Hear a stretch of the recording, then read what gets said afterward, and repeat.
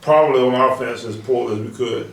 Now that I've had a chance to look at the tape, it wasn't pretty. And, we've got to figure some things out here pretty quickly. Didn't play very well up front, in the offensive front, which is disappointing because we thought we kind of got those guys going. And then we got an injury up there too. Lima looks like he may be out for a while. I don't know exactly how that's going to play out, but he came up lame Sunday morning.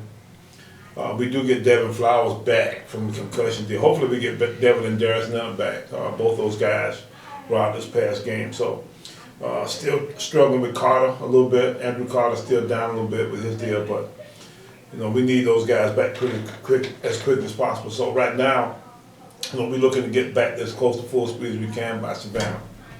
Questions? Given taking away all the euphoria and having a chance to look back on everything, just what areas did y'all see that you really need to really improve on if you want to finish strong? Well, I think it's pretty obvious that we got to play better offensively. And, I don't know where to start there. There's so many areas we need to improve on. We can't throw up, we can't run it. We don't block good enough. We don't catch good enough. We don't run good enough routes. We don't do a lot of stuff offensively right now. We hadn't done a lot of stuff that we started to show some sign of improving on. The quarterback thing has set us back a little bit. And Calvin's, we got to do a better job as a staff of playing to his strengths. Sometimes I think we try to ask him to do some things, and we try to figure that out too. So you get a little bit of an issue of trying to figure out exactly what a guy can do. Hopefully we'll have Collett back, but now he's still doubtful, and he just can't. Right now we just can't afford for him to take very much of a lick on that deal. So we're being real careful with him. May even try to get him through this weekend to next. I don't know. We'll see, as we get on into the week. But we've got enough between the figuring out what we can do stuff and the figuring out who we can find to play stuff going on, that I don't know exactly how to answer that question, Tom, except for the fact that we just got more right now on my plate offensively than I can admit. Given how Calvin finished the game, and safe to say he was probably the most relieved guy the way the game ended. Offensively, we were relieved. I don't know where you start with that either. Started from me. I was trying to figure out how in the world I stand in front of our defense and tell them that we lost that game. After the way they played and all the different kinds of tough times that we put them through in that game. They just stood up to everything. So finally, at the point, we just were determined that we couldn't give it away. With the fumble ourselves, and we decided to fumble. With the turnover ourselves, we decided we turn over for a score.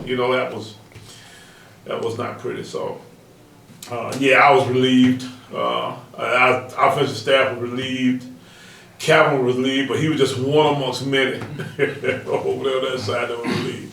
I don't know who was the most relieved. Well, having one game under his belt, do you think going into the second game that he'll maybe more relaxed? Well, I'm sure he will be. I'm hoping he will be. How much more can you go through, in a game than what we've gone through in that particular game? But you know what? I think the most important thing of all for us to do is to do the thing, play to his strengths. And he's an athletic style guy. He's more of a Wiley style kind of guy, So we need to try to see if we can put a plan together that's similar to that. Now, whether or not that's going to be exactly the case, I don't know, but that's what we need to lean on. Coastal, that was part of what we tried to do. He missed the little screen balls off the side of the backside of the read zone stuff, which was I saw the guy from Auburn run for about 500 yards, doing the exact same. It was almost like, I couldn't believe it was almost the exact play. And, we just couldn't quite hit it at the coastal. Bethune made us throw it, whereas Carolina allowed their guy. They covered the bubble, which at that point allowed the quarterback to run. Looking back on it now, I think they should have made it throw the ball. But now, it might be a deal where I don't need to get into that issue. But I can tell you this, and that is that we got to figure out what Calvin can do in a way that we can take advantage of his strengths. Defensively, also sort of getting a chance to look back on Hargrave's performance. Looking back at it now, is it still sort of eye-catching, just what he was able to do? Yeah. After I watched it on film, it was as impressive on film as it was in person. And, you just saw him, you see it over and over again on film. you know, the moves he makes and the things he does to make the plays that he does. And, you know, it's awfully enjoyable watching him do those things to people. And, you know, you see a look on their face of disbelief in some cases because the guy, you know, has done something that they think a guy that size shouldn't be able to do.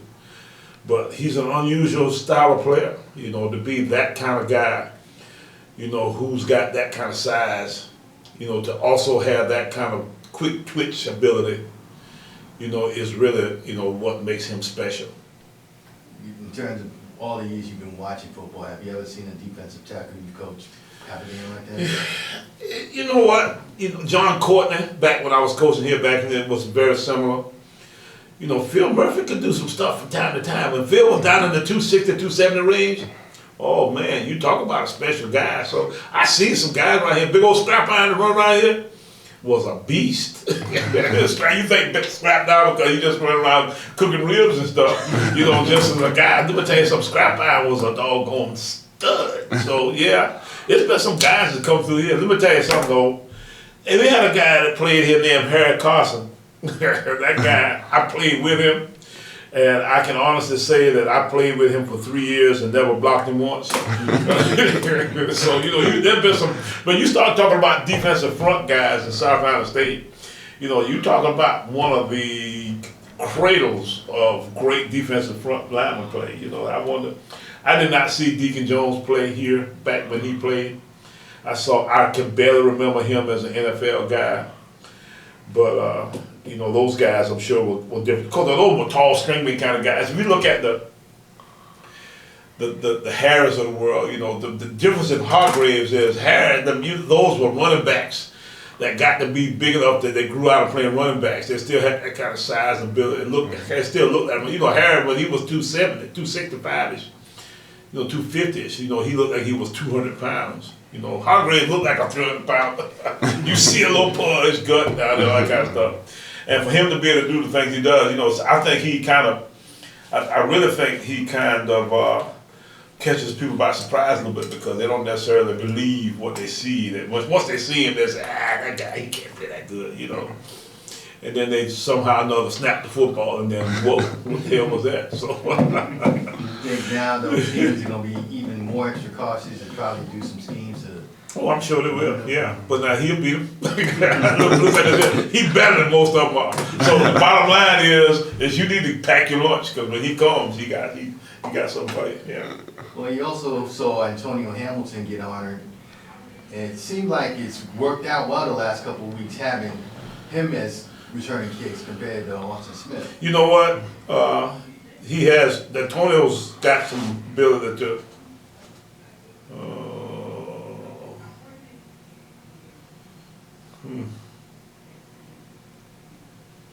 okay. Who's I talking about? Antonio? Yeah. Well, what happened was, you know, he got the job by default, but Austin got banged up and, you know, it's the classic Wally Pipp story. You know, a guy gets in there and the next thing you know, he's got it going and you can't get him out. So it's kind of the same story. Guess safe to say, you talked a couple of 3 weeks ago about the Central game being a trap game. Given what's happened and given Savannah State's struggles and then its homecoming, is it safe to say this has trap written all over it? It does. It does. It's a very similar kind of situation. We talked about it a little bit yesterday in our team meeting, the fact that, you know, Savannah's not been very good. And, you know, they got some issues that way, but now you see signs of them being able, they got 40-some sacks. I mean, they match up in a bad way with our offense. You talk about a team that can sack the quarterback against a team that can't doggone move the football, shoot. Let me tell you something, that's a doggone setup for us to be really, you know, hurt on Saturday. So we better get our stuff together because if not, Savannah will be in here and it won't be pretty. Well, even though you've won the last 3 meetings, in some ways they haven't been pretty as well. You're right. Last year we had lost them. We played them down there. We had just lost to Bethune down at Bethune. Hadn't played good. You know, everybody was in kind of a foul mood, and we got to go to Savannah. You know, we didn't stay overnight. You know, we got up that morning and drove down there and played the game. It was kind of like a high school deal. and then we go out there and just kind of slop around for a game and win the football game, but there was no real excitement to it. Well, you know, this year I think we got a little different state of mind. The fact that we won the Bethune game, I think we'll be a lot more excited about practicing. We didn't want to practice last year, didn't want to play. I don't know, we didn't want to do anything. And that's partly my fault because it's my responsibility to get us motivated and ready to go. But at the same time, it was a hard get prepared for them last year. I think our guys will be more excited about preparing for them last year, coming off of this game as opposed to last year. So, you'll see. You talked about how Savannah State had a lot of sacks. What else do you see that could be problematic? Well, offensively, they got some skill. You know, they can throw the ball around a little bit. You know, they're throwing it all over the place. You know, there's always a possibility of them scoring points that way. Now, you know, they hadn't consistently been able to devise an offense that's going to give you a chance to, you know, win football game. But at the same time, you know, with that defense, you know, the way they can hurt you if you allow them to, you know, you get a couple scores, you know, but them kind of, you know, being the way they're on defense, the next thing you know is you scrambling. And the last thing you're looking for is get behind these teams because, you know, they haven't been ahead before, they haven't been ahead much. When they are ahead, I can guarantee the effort is unbelievable. Guess once again, how can you sort of encourage people to come out and provide that? Well, there's homecoming. You know, we got all the festivities and stuff going around. They're gonna have some of the best stuff going on, I'm sure, out in the parking lot. We're gonna be inside and we're gonna play good. You know, it's an opportunity for them to come and see the migration of the improvement of the better operation of our offensive football team. We are going to take another shot at it this week, and if you want to go see, you know, let me tell you what, it's a lot of people walking around and saying, man, I should have gone to that doggone Bethune-Cookman game. That was a good football game. Well, you know, don't let it happen again. So, come on, let's go. And finally, I mean, you look at it, it's a six-way tie right now. Just with these 4 games remaining, it's safe to say there's really no room for error at this point? No.